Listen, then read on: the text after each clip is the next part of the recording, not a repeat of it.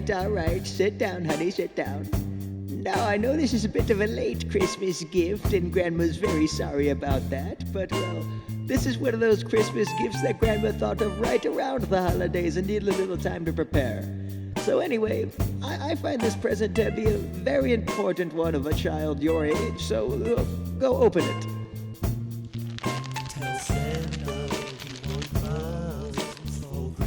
Now, I bet you're wondering why Grandma got you a box of cookie crumbs for Christmas. Well, let me tell you. You see, every year, people are going to tell you what they think the meaning of Christmas should be every time it rolls around. And most likely they're going to tell you that it is not the feeling you get when you receive a gift or when you get something nice done for you, but it is that good feeling in the tip-top of your tummy when you give somebody a gift or you do something nice for them. Well, I'm here to flip the script a little bit, actually. I'm here to tell you what Christmas really is about. You see, behind all the wrapping paper and the colors and the marketing and the coziness and the little flurries of snow outside your window, what Christmas really is a charade with all of the people that you love. Like a contest, honey, in an attempt to show that you and only you, above anybody else, care deeply about the ones you love. If people really wanted to get you something, they would just get it for you, honey, but instead they need to create a season and an entire surprise element to gift giving, that just to get something out of it for themselves. No matter what anyone tells you, the gifts you receive are as valuable to those gifting them as the paper they're wrapped in. They are, to them, the same as the crumbs Santa leaves behind, so you know he ate the cookies.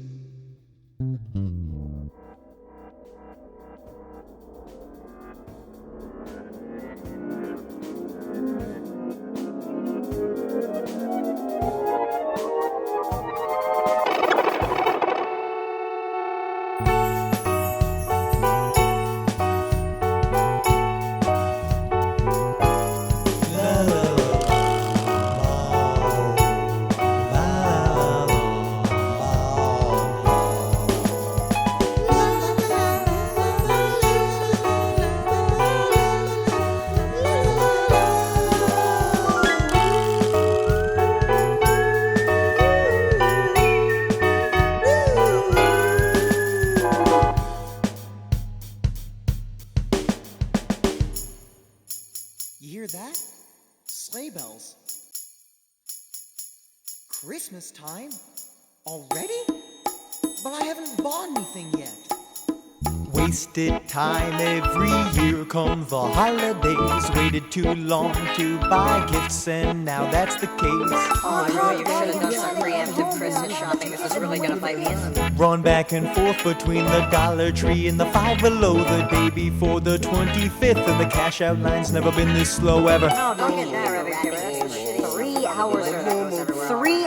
Do you ever wonder why some are such bad gift givers and resort to telling you why they find the whole tradition all absurd?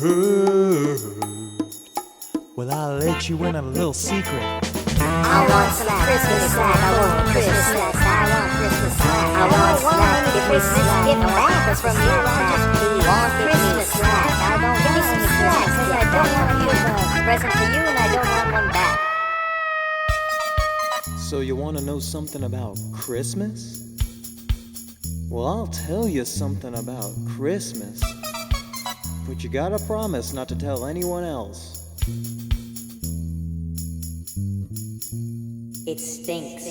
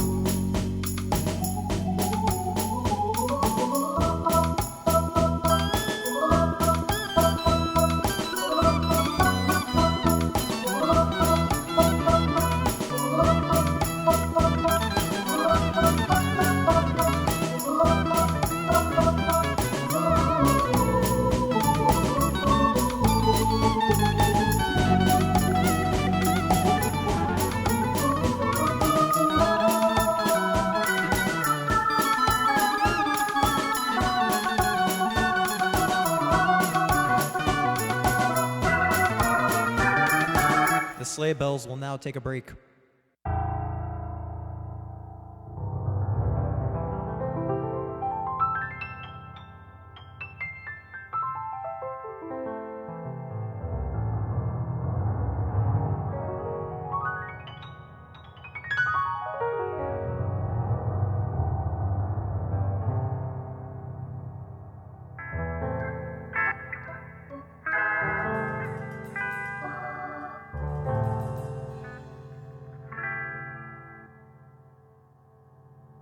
He's written Christmas cards to nearly everyone he knows, but somehow everyone still says that they don't get 'em. They're starting to think that he made up the whole story about Mr. Postman stealing all his outgoing mail. This man gives me side eyes from my mailbox when I watch for his mischief out my kitchen window. There's always been something about him, another side we don't see. But he always walks backwards towards his mail truck, so we don't see his other side. His wife still tells him he's been acting schizophrenic. His wife still tells him her friend Betsy knows the mailman well. But do we know Betsy? Do we know Betsy? Do we really know her? Because I don't care if she knows some mailman if she can't be trusted. Evil, evil mailman. And now I wait. And now I wait. I wait for that mailman to arrive, and once I see him out my kitchen window, I step outside onto my beautifully mowed front lawn. But as he sees me stomping forth, his pupils shrink and he slams on the gas, screeching away. He's almost out of sight, but luckily next to me my daughter's bike. I'm soon tailing him down his route, but he's not making any of the stops as of now. He's worried what I'm gonna do when he stops, and that reaction's why I don't call the cops. I do things my way. But I haven't ridden a bike in a while. Okay.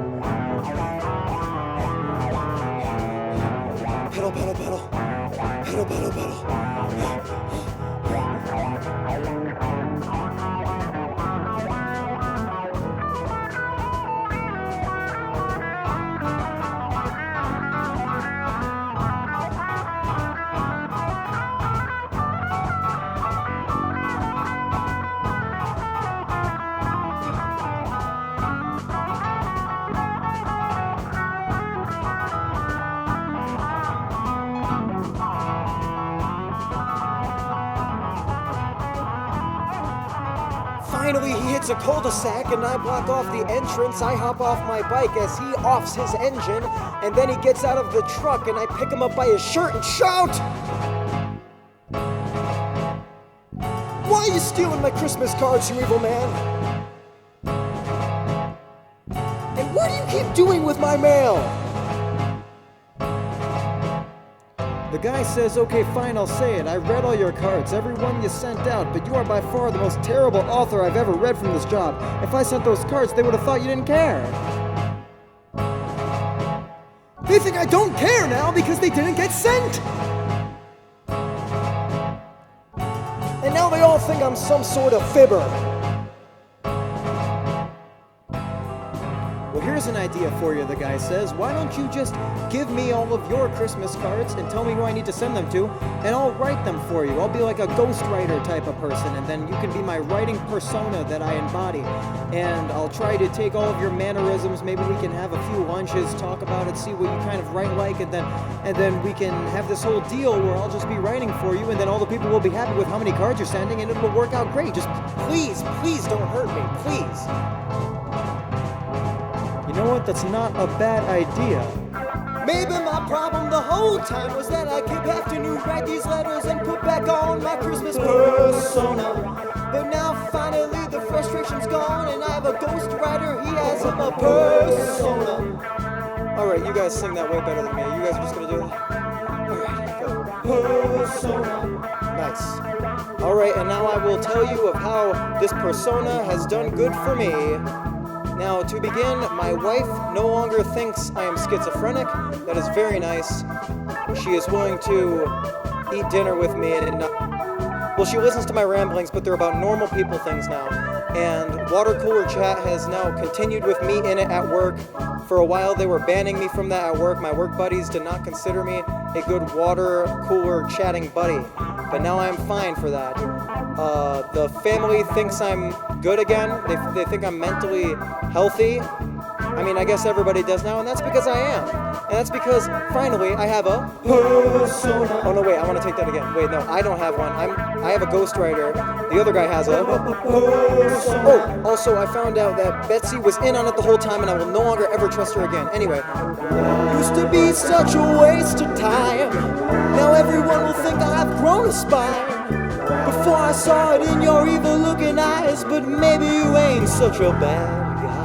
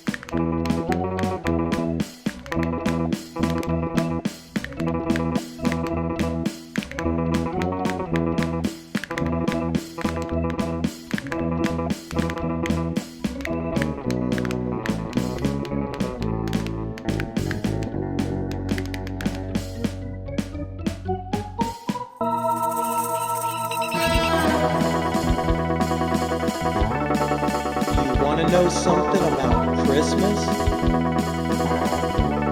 Well, I'll tell you something about Christmas.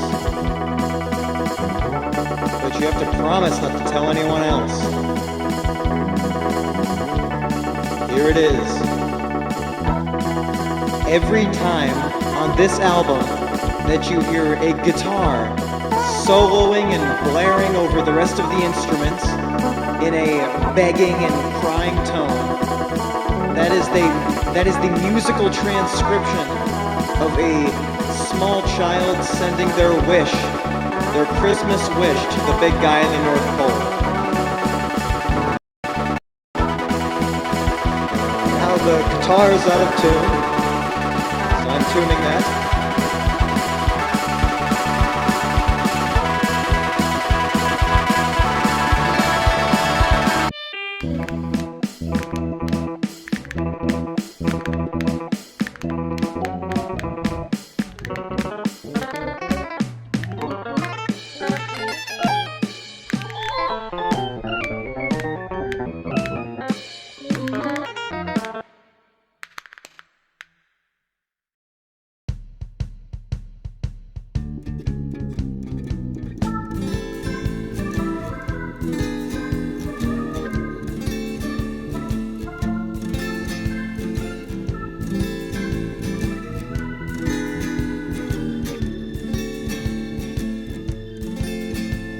I look to the future now and the image shocks me. It's the presence of a figure looking like you staring back at me. Success really is what you make of it, and I made you mine, so I'll forget about material for a bit and I'll show myself how fine it is to be wealthy. And I don't need no wind and lottery scratches for proof, 'cause I got you, and that makes me wealthy. And I don't need no big mansion, not even 4 walls and a roof, when I got you.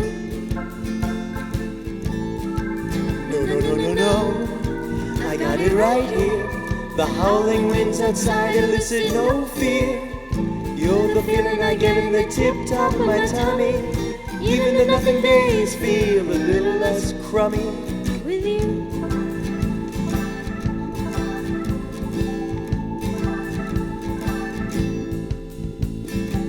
Of course a shiver might strike my skin, thrown back through the wind. Now and again I'll feel down, but to tell you the whole truth, and I really mean it this time around, when asked, what are you going home to? I'll shoot back, I found my wealth here. And I don't need my funds invested in expensive shoes, 'cause I got you, and that makes me wealthy. No matter what you say, I've already fully convinced myself that it's true. Oh, I've got you.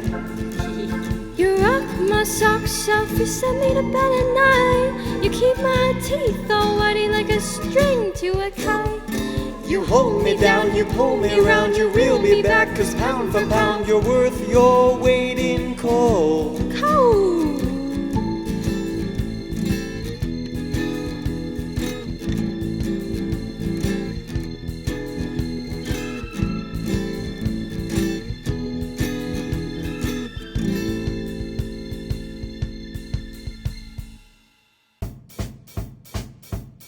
Hello there. I am here today to present you with a few Christmas-themed marketing pitches that stretch through a wide variety of different mediums. And you do not need to credit me in any of these. You can use these however you like. You can produce them. I don't care. I'm just the ideas guy. And I just have that goodness of the Christmas spirit in me. I understand the great opportunity for marketing that Christmas is. Anyway, to begin with our first pitch here, it relates to fashion. Now, you always see everybody every year, every time the year comes around, they always have one Christmas sweater that's got a bit of like stains from eggnog and has a few threads sticking out, and they always look scratchy wearing them, but they insist on wearing them every year because it's the ugly Christmas sweater theme. Now, instead of having to go through so many years of wearing these ugly Christmas sweaters just to get it looking all loved up and broken and stuff like that so people know you do this every year, you can buy them already used, right? Well, they're not going to be already used. They're going to be designed with the thread sticking out and a few like mystery stains on them. But still, you will be able to wear these sweaters out and people will think, wow, look, a Christmas veteran we have here who already knows how to, they've already worn their sweaters out. They already have everything down. I wouldn't be surprised if they knew every single aspect of what they were doing for this Christmas and they were just so prepared. People will look at you different. People will think the same thing about, people will think different things about you. It's a real social thing. It'll get you high up on the social ladder, especially the Christmas social ladder. And I don't know, maybe at one point we can even make them comfortable. People don't have to know they're comfortable. Just act like they're scratchy. We'll make them comfortable for you.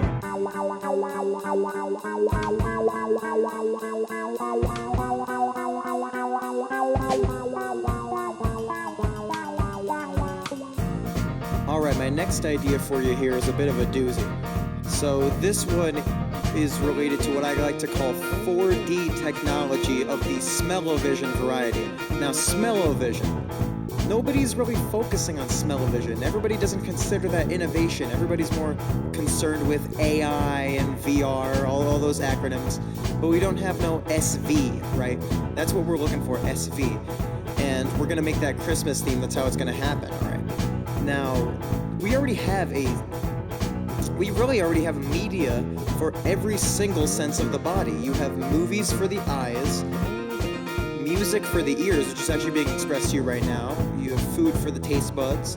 You have books for my brain. Well, I guess that's not really a sense, but you have them for the eyes too. And what am I forgetting? Oh, right, you have clothing for feel and touch, right, which I talked about earlier. And so if you take that idea, you'll really have... I want people to be overflowing with Christmas cheer. I want them to have Christmas pudding stuffed in every single sense of their body, right?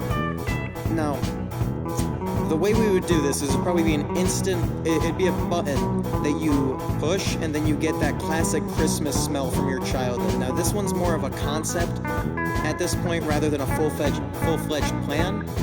But I would like to push this concept because I think this can be very innovative. And the way I came up with this was actually when I was a bit younger. I went to Disney World in Florida, and I went to the Lilo Stitch 4D experience. Lilo and Stitch. It was in a theater, and at one point Stitch, he's a little blue freak, right? He was running around, and he farted right next to my seat, and I could smell that. And I always wondered, because he wasn't actually there, and I always wondered, how did they do that, and how can we make that Christmas themed? That's because I've always got... Well, this really falls apart, because nobody likes smells, right? This really falls apart when you think about it.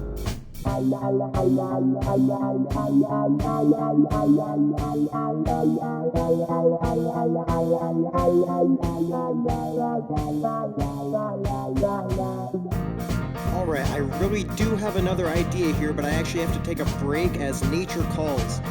And this next idea is bound to work, but just give me like around 20 measures to go. I'll be right back.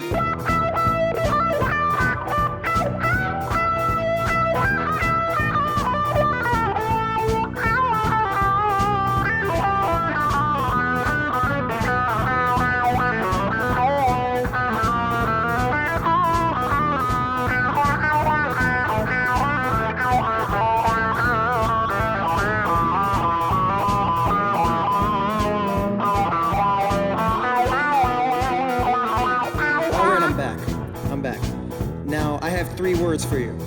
Holiday romantic comedies. Now, we don't see many romantic comedies in general anymore. You ever notice that? Because they're not really making the middle-of-the-road, like mid-tier budget comedy movies. They're making the really low-end stuff, which is, I would say, like indie films, and then they make the bigger stuff, which is the blockbuster movies that we see over the summer and stuff like that. Or Christmas. But we're never, ever getting these things anymore. So what I want to do is, since modern day people, they like meta, they like when they get smart and witty with things, right? I guess they've always liked wit, but now they like meta. Meta's the big thing. Now we make a meta rom-com that kind of knows what it is, but the characters don't know what it is. So it's going to be a very generic plotline. It's going to be like every one of those romantic comedies you've already had in the past, you've had at your disposal in the past. And what we're gonna do is, you know that part of the movie comes close to the end, it's like right before the end, where there is some kind of misunderstanding between the two main characters, say it's a guy and a girl, right? And the guy is seen with another woman, and then the girl's like, oh my gosh, I can't believe how brazenly he's cheating on me, because that's cheating, right? And then like a 5-minute conversation could solve this, but they never do it until the end, and it feels like it's wasted 20 minutes of your life resolving this conflict that never should have happened. I want that to be the entire movie. We start off like getting to know the relationship a little bit, and then the entire movie is that stage where they're just angry at each other for the stupidest reason, and they don't understand why. I think people would really dig this plot, because it seems making the worst part of the movie and stretching it to its absolute limits could just mean profit in some universe. And we would hire some type of big actor, some ones that are known for rom-com type movies. I guess there's no young ones known for rom-com type movies anymore, huh? But yeah, and it'll have a good plot, it'll have a smart plot, it won't just, it's not gonna be no plot or anything, but they'll end, maybe it'll have a happy ending, and they'll get back together, or maybe not. Maybe, we can have like a sad ending, it could be a tragedy. Or maybe it'll just end, maybe the song just ends, and then there's not really any rhyme or reason to it, everything just kind of stops, you know?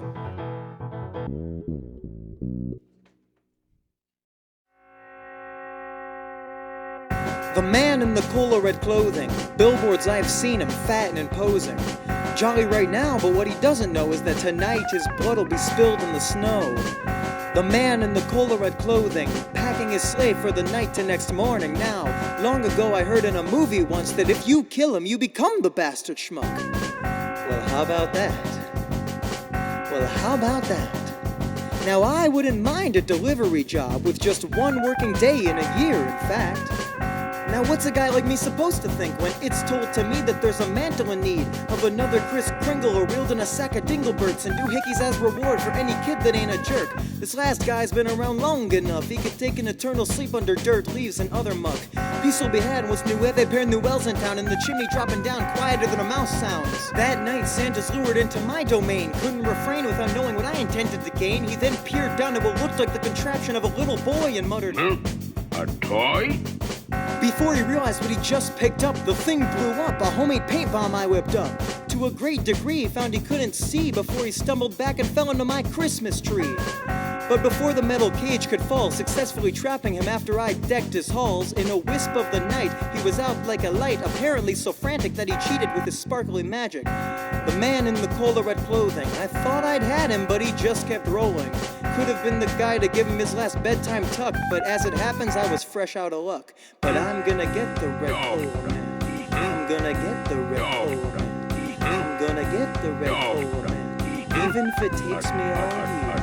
I'm gonna get the red cola man. I'm gonna get the red cola man. I'm gonna get the red cola man.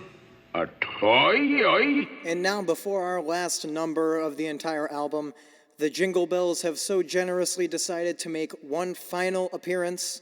They don't want to be on a song, though. They don't want to have to learn another one. So we compromised with them making a few sounds in between these two songs. So whenever you guys... Fantastic. All right.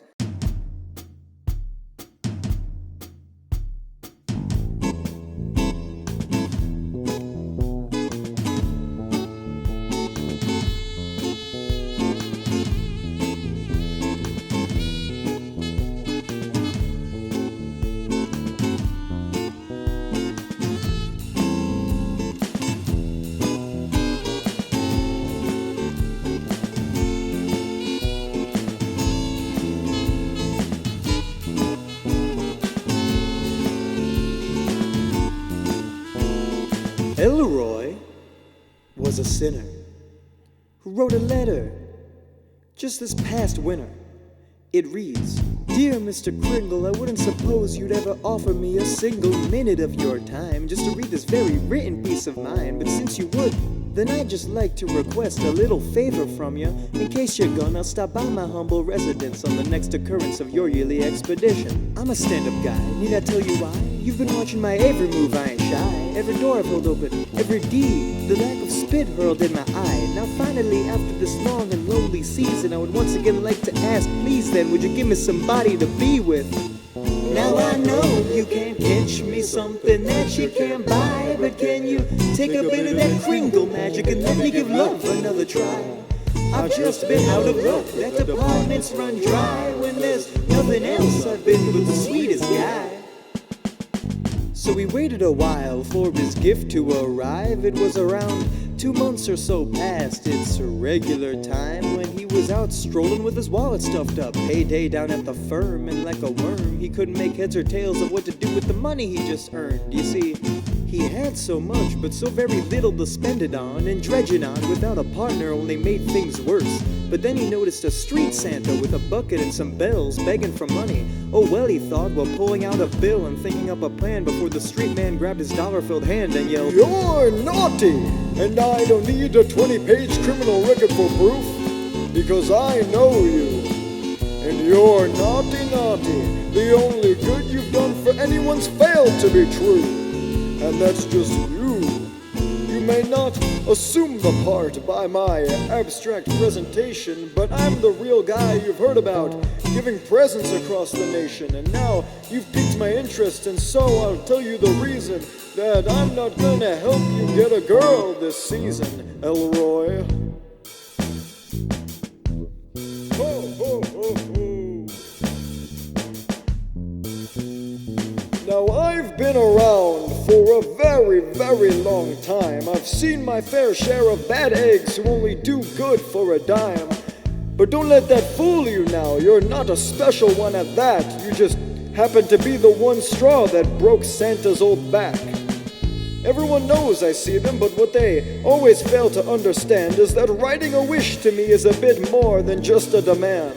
The passion laid on that paper, the purpose behind, its vulnerability calls to me from its center to its rind. They all work together to tell me one important fact. Whether you've been naughty or nice in your recent past. But lately I've been bored a bit by the old system's function and have noticed a lack of authenticity in the most recent bunch of fellas like you who do all your good for reward cash and new pairs of shoes that fit better. I mean, would you have given a beggar that dollar if I hadn't ignored your letter? Probably not. Whoa.